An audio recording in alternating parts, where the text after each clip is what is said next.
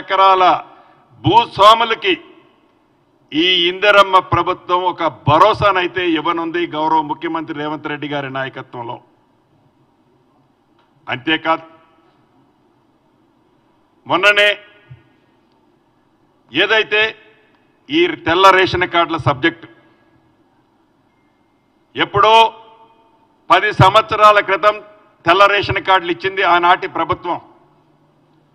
తర్వాత అధికారంలోకి వచ్చిన ప్రభుత్వం ఎక్కడైతే ఎన్నికలు వస్తాయో, ఎక్కడైతే బై ఎలక్షన్స్ వస్తాయో, ఆ బై ఎలక్షన్ వచ్చిన ప్రాంతంలోనే తెల్ల రేషన్ కార్డులు కానీ, ఆసరా పెన్షన్లు కానీ, దళిత బంధువు కానీ, ఏ కొత్త స్కీమ్ అయినా, చివరికి సర్పంచులకు సంబంధించిన బిల్స్ కానీ ఈ బై ఎలక్షన్ వచ్చిన కాన్స్టిట్యున్సీలోనే ఆనాటి ప్రభుత్వం ఇచ్చేది. కానీ ఈ ఇందిరమ్మ ప్రభుత్వంలో కేబినెట్ సబ్ కమిటీని కూడా గౌరవ ముఖ్యమంత్రి గారు నిర్ణయించారు. సబ్ కమిటీ మీటింగ్లు 2 మీటింగులు అయ్యాయి. రాబోయే కొద్ది రోజుల్లోనే ఈ రేషన్ కార్డు అనేది 2 సెక్టార్లుగా విడగొట్టాలన్నదే ఈ ప్రభుత్వం యొక్క లక్ష్యం, ఈ ప్రభుత్వం యొక్క ఆలోచన. ఈ ప్రభుత్వం ఆలోచన కాదు, సామాన్య ప్రజలు కోరుకుంటున్న ఆలోచనే ఈ ఇందిరమ్మ ప్రభుత్వం యొక్క ఆలోచన. దాంట్లో ఒకటి రేషన్ కార్డు, రెండవది హెల్త్ కార్డు. ఈ రేషన్ కార్డుని, హెల్త్ కార్డుని బైఫర్కేట్ చేయాలన్నదే ప్రజల సూచనల మేరకు ఈ ప్రభుత్వం నిర్ణయం తీసుకోవాలనుకుంటుంది. దీన్ని కూడా ప్రొలాంగ్ చేయకుండా, టైం తీసుకోకుండా వీలైనంత తొందరలోనే వీటికి శ్రీకారం ఈ ప్రభుత్వం చుట్టబోతుంది.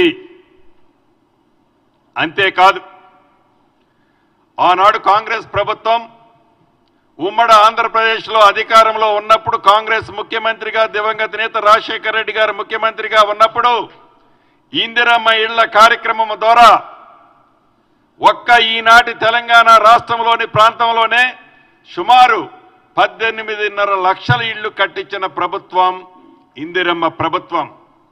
ఈనాటికి ఏ గ్రామం పైన ఇది ఇందిరమ్మ ఇల్లు, ఇది కాంగ్రెస్ పార్టీ ఇచ్చిన ఇళ్ళని చూపిస్తుంది. గత 10 సంవత్సరాలు మనం చూసాం. రాష్ట్రం ఏర్పడిన తర్వాత అక్కడొక 2 ఇళ్ళు, అక్కడొక 4 ఇళ్ళు కట్టించి ఎన్నికలు వచ్చినప్పుడల్లా ఆ కట్టించిన బొమ్మలని ఫ్రంట్ పేజీల్లో మీడియాలో చూపించుకొని ఊహాజనకమైన చిత్రాన్ని చూపించి మాటలతో జనాన్ని మమేకం చేస్తూ 2 పర్యాయాలు ముఖ్యమంత్రి అయినా కూడా ప్రజలకు ఇచ్చిన వాగ్దానాన్ని ఎలా నిర్వహించారో, డబల్ బెడ్రూమ్ ఇల్లు వారి కలలానే గత ప్రభుత్వం ఎలా ఉంచిందో మనకు తెలియంది కాదు. ఇప్పటికీ గ్రామీణ ప్రాంతాల్లో కనిపిస్తున్న ఇళ్ళు ఇందిరమ్మ ఇళ్ళే. ఆనాడు ఆ ప్రభుత్వం కట్టిన ఇళ్ళు ఎన్నయ్యా అంటే 1,36,000 10 సంవత్సరాలలో.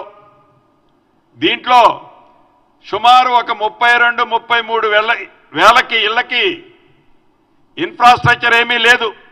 అంటే తాగటానికి నీళ్లు లేవు, లైట్ వేస్తే ఎలగటానికి కరెంట్ ఉండదు, సివరేజ్కి సంబంధించిన పైప్ లైన్ ఉండదు, రోడ్లంటే మర్చిపోండి.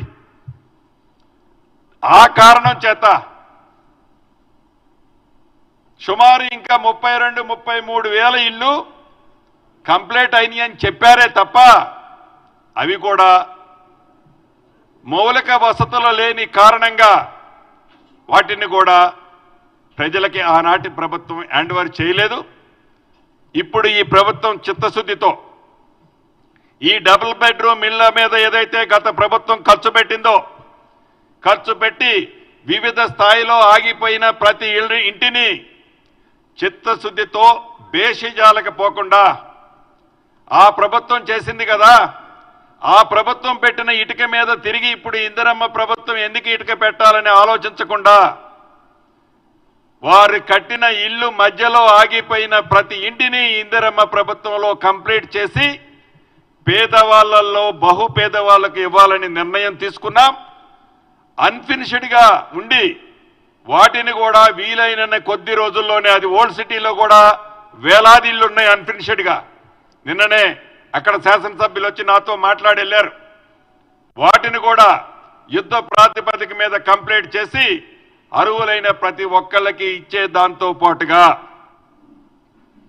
ఈ ప్రభుత్వం ఏదైతే ఎన్నికల్లో చెప్పిందో రాబోయే ఈ 5 సంవత్సరాలలో తెలంగాణ రాష్ట్రంలో ఏ మారుమూల ప్రాంతానికి వెళ్ళైనా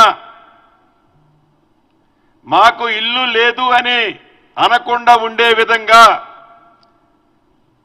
ఇందిరమ్మ రాజ్యంలో అర్హులైన ప్రతి ఒక్కళ్ళకి ఇందిరమ్మ ఇళ్లు కట్టించే కార్యక్రమానికి శ్రీకారం చుట్టి మొదటి విడతగా 4,50,000 ఇళ్లు, కనీసం ఒక్కొక్క నియోజకవర్గానికి 3,500 ఇళ్లు తగ్గకుండా సుమారు 22,000 కోట్ల రూపాయలతో మొదటి విడతగా శ్రీకారం చుట్టాం. ఈ రాబోయే కొద్ది రోజుల్లోనే బెనిఫిషరీ లిస్టును కూడా అనౌన్స్ చేయబోతున్నాం. బేషిజాలకు పోకుండా కేంద్ర ప్రభుత్వం ఏదైనా సహకరించి సహాయం చేసేది ఉంటే దాన్ని కూడా ఎచ్చుకుపోకుండా, ధనిక రాష్ట్రం అనే అహంకారానికి పోకుండా